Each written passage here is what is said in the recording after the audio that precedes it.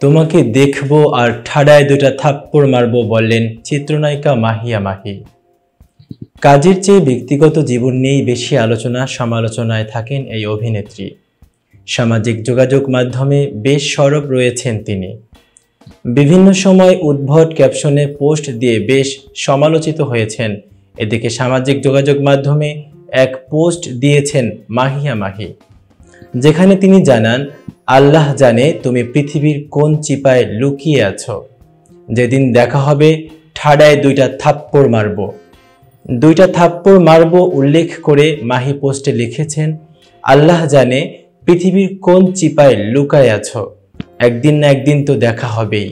সেদিন এই স্ট্যাটাসটা তোমাকে দেখাবো আর ঠাডায় দুইটা থাপ্পড় মারব, এত বছর আমাকে অপেক্ষা করানোর জন্য। ওকে। সেই পোস্টে চলচ্চিত্র নির্মাতা সাজ্জাদ খান কমেন্ট বক্সে লিখেছেন, কি ভয়াবহ হুমকি। ফারহা দিবা নামে আরেকজন লিখেছেন, আমার ইচ্ছা থাপ্পড়টা আমি যাকে দিতে চাই তাকে দিতা। প্রসঙ্গত 2016 সালে সিলেটের ব্যবসায়ী পারভেজ মাহমুদ অপুকে বিয়ে করেছিলেন মাহিয়া মাহি।